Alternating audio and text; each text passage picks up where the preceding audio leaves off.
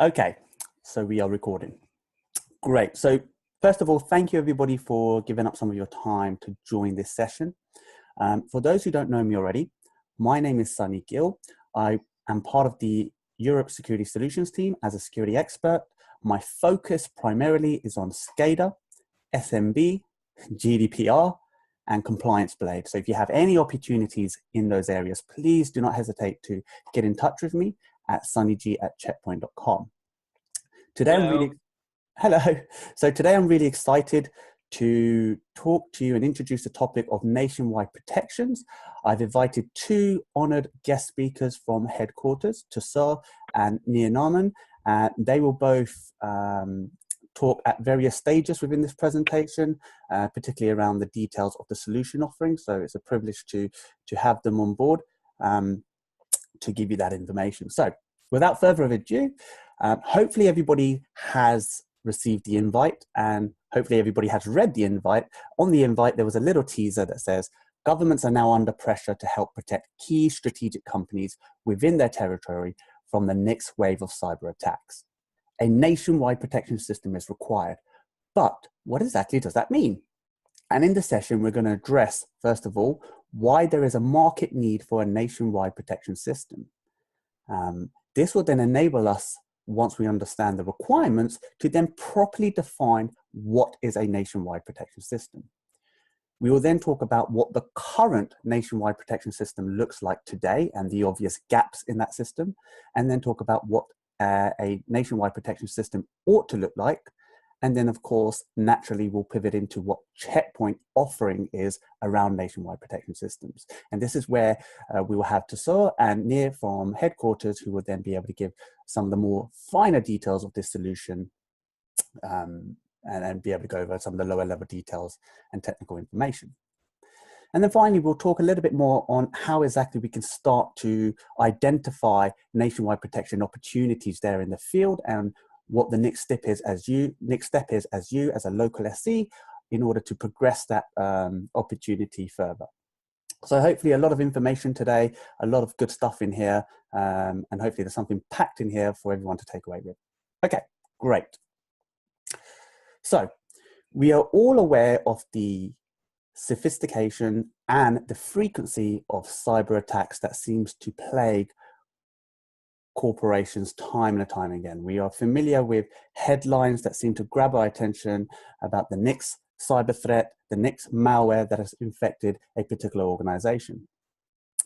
And what we have to realize is that the government's position historically has always been that IT or IT security is the responsibility of the private sector of the organization, and to some extent to a large number of public sector organizations as well.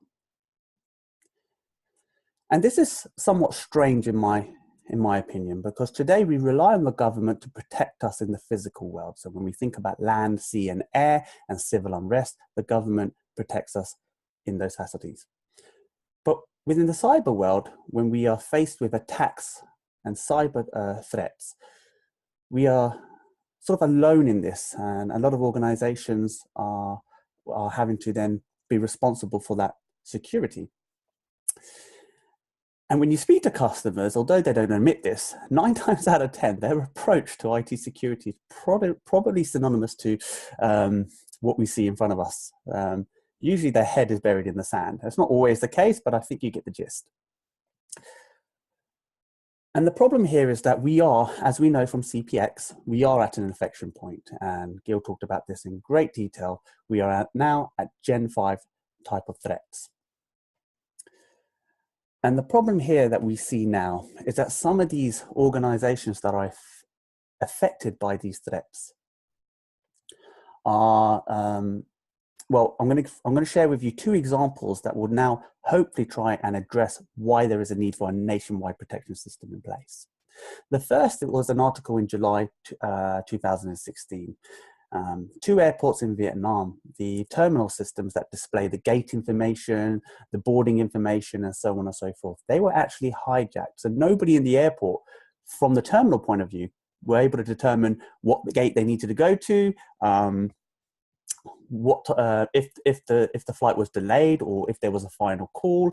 And so there was a lot of confusion in the airport, as you can imagine, and of course there was a massive financial impact. A lot of people missed their flights, and therefore there was compensation that was required as a consequence of this.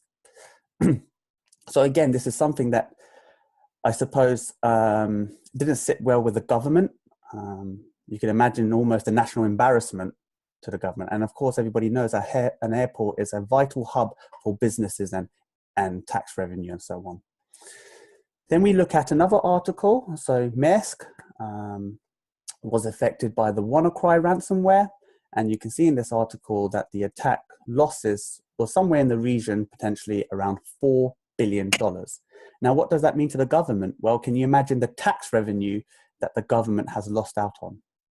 Okay, so by just allowing customers to be responsible for their own IT security, the government now realizes and recognizes there's a lot to be lost with that approach. In fact, I like this cartoon here. I think this cartoon sums it up really well. In case you can't see it, the caption here says, "Sure glad the hole isn't at our end." And you can imagine the guys on the top end are the government, and the guys at the bottom end are private and public sector organizations. So I think the government realizes that the problem is now shared. And it's time for a paradigm shift. Governments must secure their nation's cyberspace, okay? So at this point, hopefully we've addressed why there is a need for a nationwide protection system, why governments require this to be put in place. So the next part of the session is now to address what exactly is a nationwide protection system. What does that look like today? What does it need to look like tomorrow? And what does Checkpoint do around that? So today's approach from the government in implementing a nationwide protection system consists of many facets. First of all, cyber arms. So committees, administration authorities. There's also an element of education and awareness. So things like advice, tips, support lines, and so on and so forth. Just if you have any questions, sorry, I should have said this in the beginning. If you have any questions, please put this in the Q&A rather than the chat. Simply being because we have Tassar and we have Nir, who's able to then answer some of these questions as they come in. And obviously we will do a Q&A at the end. And this will just enable us to be able to effectively look at the questions rather than trying to skim through the chat. So apologies for not mentioning that in the beginning. Okay, there's also CERTs, the computer emergency response teams. And it's basically, when you look at the current implementation of a nationwide protection system from the government, it really is what the title says here. It really is the government trying to fill the holes and not doing it successfully. And all of this leads to a fair level of frustration. And why is that? Well, if we look a little bit closer about what the current nationwide protection system looks like and what it currently involves, first of all, we have national committees and directorates. Okay, these are a group of people who put together strategies and policies and regulations and guidance and advising.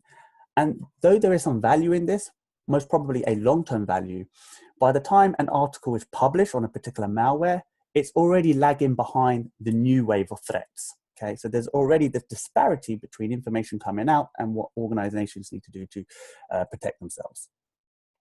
When we look at the National Computer Emergency Response Teams, they tend to react to attacks. So there's no proactive element here. Okay, it's reactionary by nature.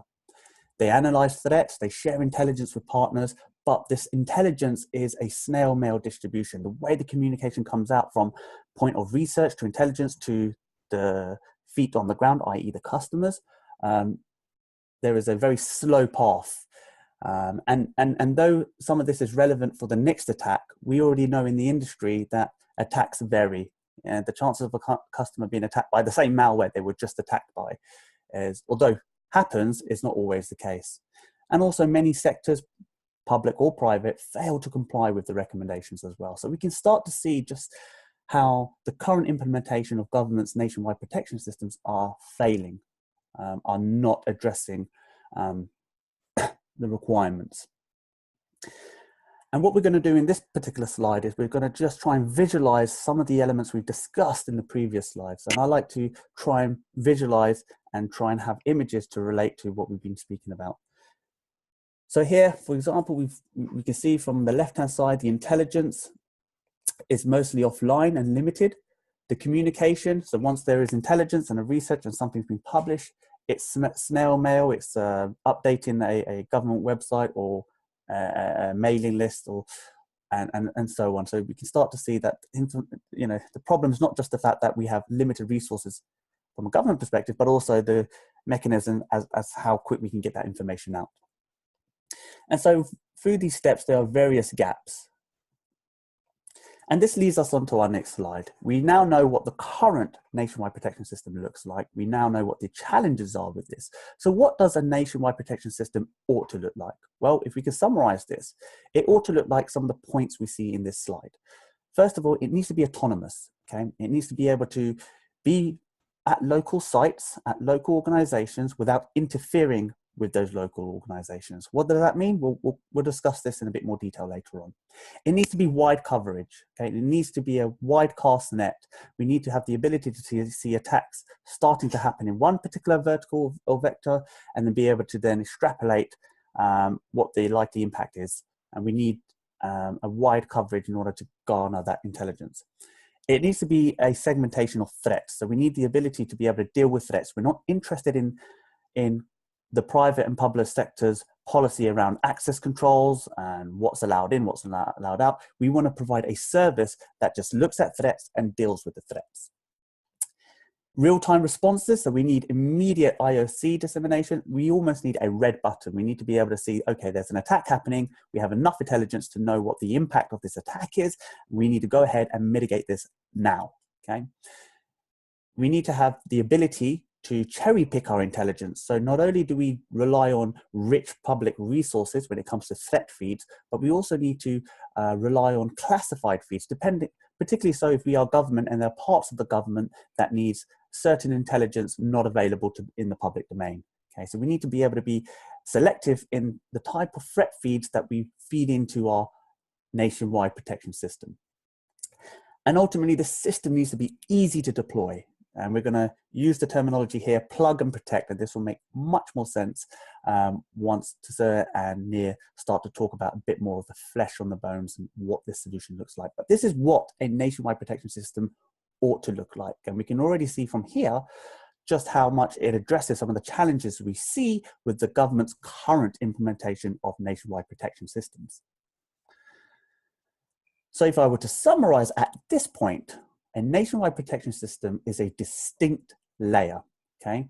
So we've got on the left-hand side, on-site IT and security ops. So this is your airports, this is your train systems, this is your banking companies. These are, you know, your private public sector companies, okay? They have their own IT staff, they deal with the known attacks, their goal is to enable the business, okay? Their security is by design, and the overarching goal is no interruption to that business. Then you have the governance and the cyber ops layer. This is what the NWP system is. This is what we envision governments deploying to be able to provide this distinct layer on top of what we see on the left-hand side of the screen. And here it's to turn the unknowns into a known. And when we talk about threats, it's to find abnormalities and backdoors into the systems in terms of a compromising point of view. And it's security by situation awareness. It's analysis, research, and drill downs. And the overarching goal here is not to compromise the local sites, but to protect them from the threats. So think of it as a distinct layer that sits on top of whatever these organizations are already doing, but the government is now sitting at a service level to be able to look at threats and just mitigate those threats. And this will become much more apparent as we go through this particular session. So at this point, we now understand why there is a need for a nationwide protection system. We now know what a nationwide protection system is, what it ought to look like, and we're now going to start to talk about the Checkpoint's offering and how Checkpoint implements nationwide protection system and why this is so compelling for a number of governments and other organizations that will be looking into a solution such as this. So first of all, with a nationwide protection system from Checkpoint, what we have, and I'm going to summarize this first at a high level with some infographics, and then we'll start to break down into the more meatier details to understand just how that fits nicely. So we're all familiar with the left-hand side, our public threat cloud. We all know the value of our public threat cloud and what that brings to a security gateway and to the customers and so on, to an organization. What we have with a nationwide protection system is an on-premise cybersecurity operations center, or CSOC. We have an intelligence pod, which consists of a private threat cloud, okay?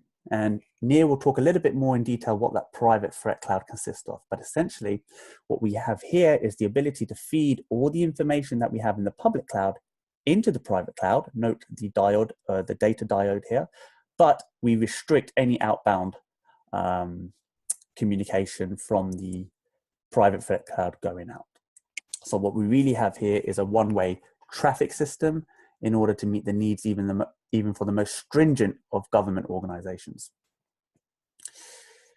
Then we supplement this private threat cloud not only from our rich public threat cloud sources, but the customer then has the ability to then supplement this with various feeds. That goes back to what I talked about earlier on, cherry picking various intelligence feeds, depending on the nature of the business we're trying to protect. Various analysts are sandblast technology and capabilities, sticks feeds, and so on. So we have this private threat cloud, this intelligence pod, okay? Then we have what we call Sentry appliances.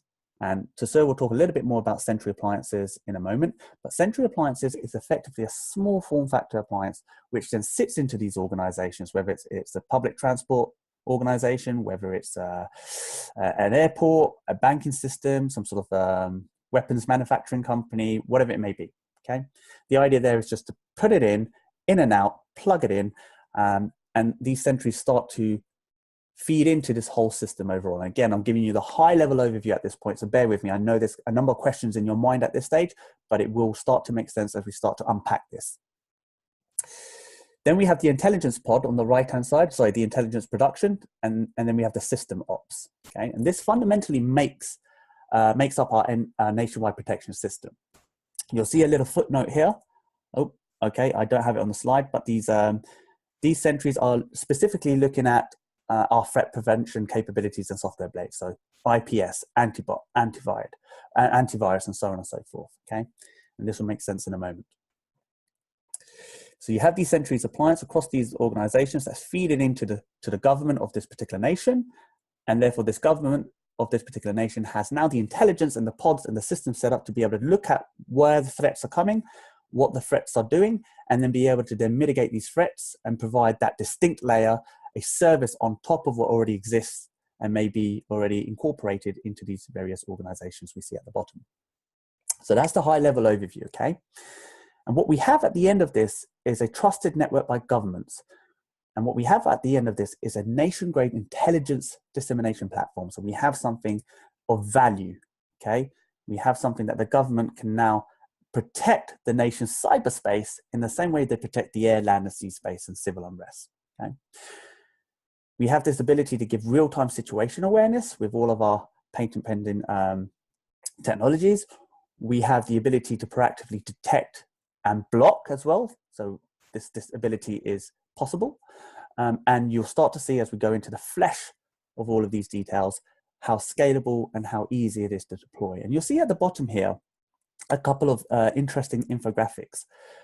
Today, we rely on our governments to provide us clean water. We also rely on our governments for children immunization. We rely on our governments today for uninterrupted power. And now with a nationwide protection system, we can rely on our governments to provide a cyber red button, to provide a clean pipe, if you will, a layer on top of what already exists to be able to look at threats and only threats and be able to provide that additional level of security for the reasons given already within this presentation. Now, up until this point, we've been talking about governments. And when we look at a nationwide protection system, particularly Checkpoint's offering, our target audience is government, but the system can be adapted for service providers.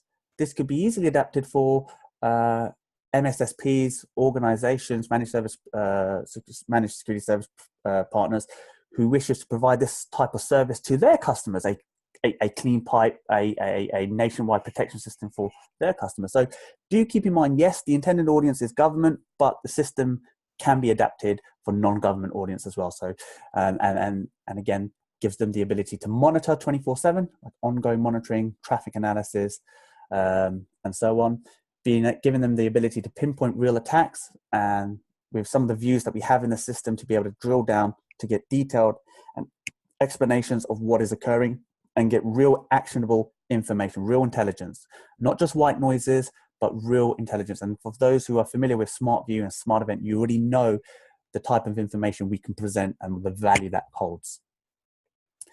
Again, the ability to policy tune, the ability to tune IPS, for example, in a way that provides maximum security with minimum disruption, the ability to tune our antivirus and anti-bot, and other threat prevention software blades that we have as part of this solution. And of course, a web portal as well, in order to be able to provide a service that allows customers to access their data and access alerts and reports and various other analytical tools. So the point of this slide here is, though we are talking about governments and they are our targeted and primary audience, the opportunity can exist outside of that and can be adapted for those needs as well. Okay, so up to this point, we've talked about why we need a nationwide protection system, what it is. At a high level, I've explained what the checkpoint view of what that looks like. Now I'm going to pass this over to Sir, who's going to go and explain a bit more details on what this solution looks like from a grounds up rather than from a high level overview. So I will stop sharing my screen, and Sir, if you're happy to share your screen and take over.